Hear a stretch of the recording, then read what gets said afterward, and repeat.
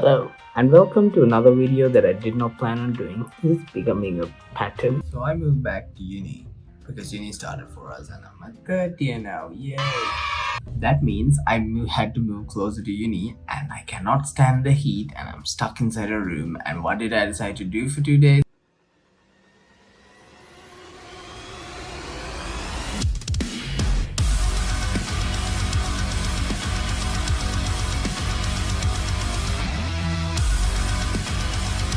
I read Chainsaw Man from beginning to end twice. So I'm going to talk about it.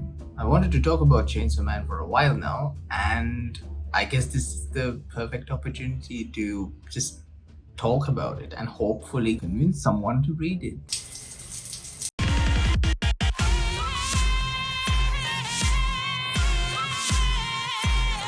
Chainsaw Man is a manga done by an illustrator and author called Tatsuki Fujimoto. He is possibly one of the weirdest manga authors I've ever seen. The man has a video of him trying to levitate, for fuck's sake.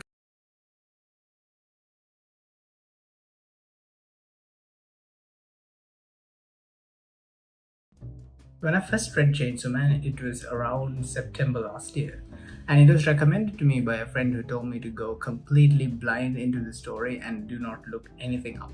So I listened to them and I didn't look anything up, and I didn't even realize the author was famous and had done multiple other things.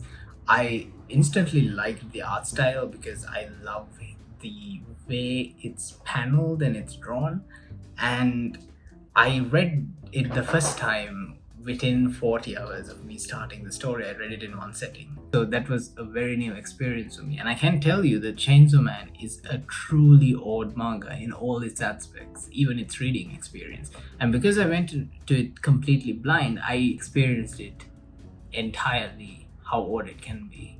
And the pacing of the story is completely strange compared to anything else I've read. And rereading it and reading it multiple times, I've realized it's almost impossible to explain without actually spoiling the plot of it.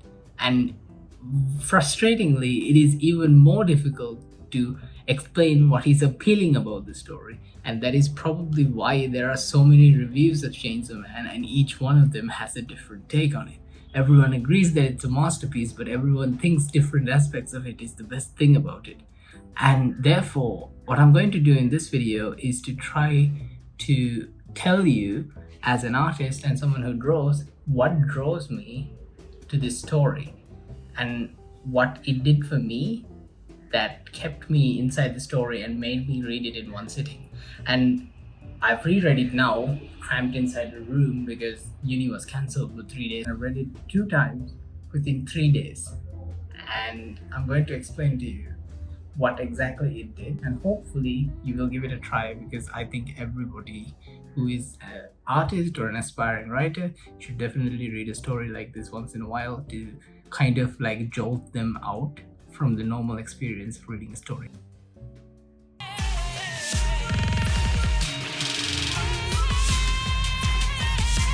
So, the story of Chainsaw Man consists of a very, very, very strange world where it is much like our own, and it happens in the 1990s. And it is a story that happens in a few different levels. There's the main level where we experience it through the lenses of our character Denji, who is the main character, who is a freelance devil hunter. So something you should know about the world of Chainsaw Man is that there are devils, there are fiends, and there are devil hunters. Fiends are sort of humanoid things that have powers of a certain devil. Like there's a character who has the power of the blood devil, there's a character who has the power of the chainsaw devil. And there are other characters called devils who grant powers to humans, and they also have the ability to grant, just wreak havoc on their own as well. And the interesting concept about Chainsaw Man is that these demons, or devils rather, are proportionate to how much humanity fears them.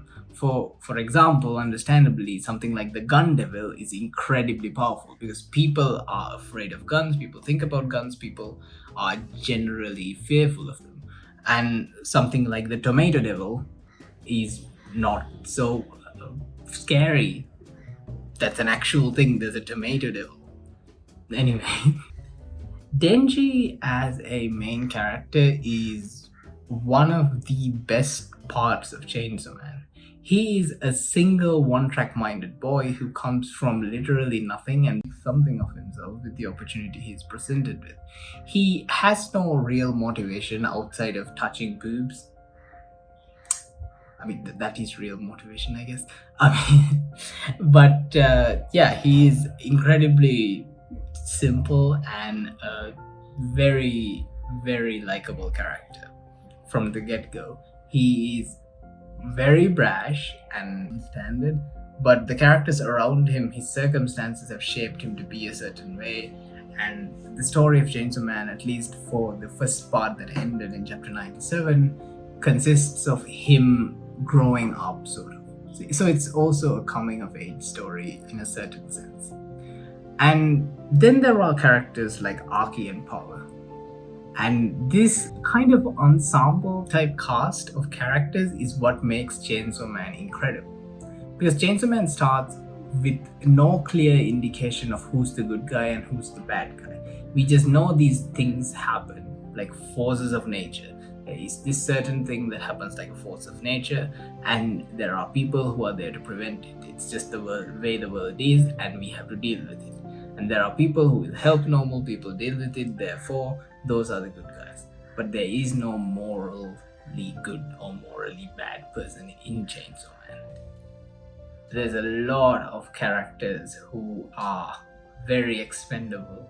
You're someone who gets attached to characters, fair warning. Given that Chainsaw Man, like I said, has different perspectives, this is the perspective that we get to interact with the most. But there is also completely different perspectives and plot lines where entire world governments are involved in this sort of acquiring and weaponizing of devil powers. Because this is, after all, very similar to the real world outside of having those supernatural crazy things happening.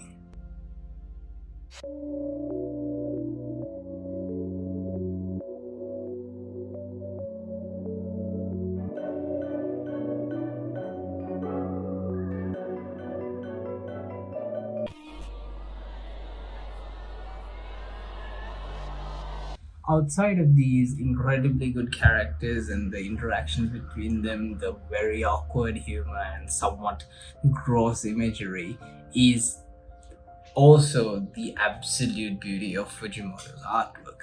It is such a pleasure to read the action scenes of this manga because they're laid out, especially for me, and being someone who does enjoy drawing manga, drawing comics, is absolutely a treat to read.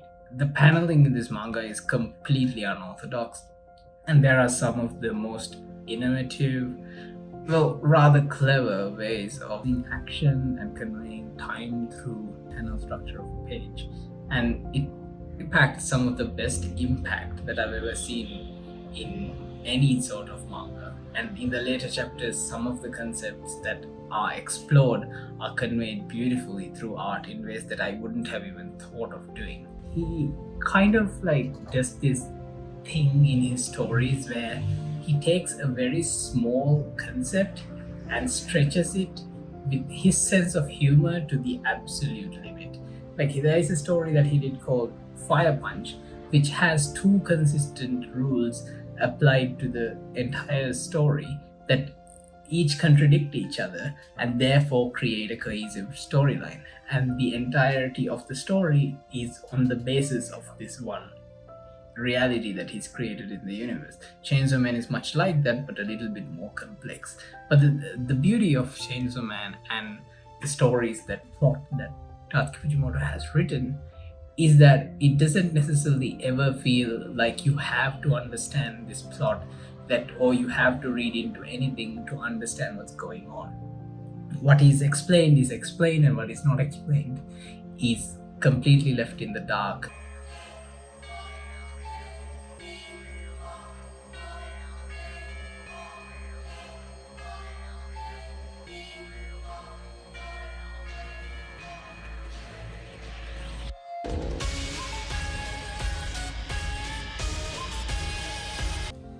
So outside of just telling you to please go read it, I can't really do much.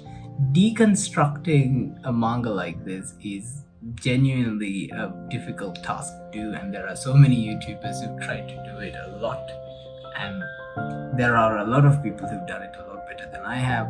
I just don't want to spoil this at all for anybody, especially if you're interested in making manga or drawing manga or doing anything story related. I think you should definitely read this because it's definitely one of the greatest mangas to ever come out. Please go read it or watch the anime, whichever comes first in your itinerary of things you do.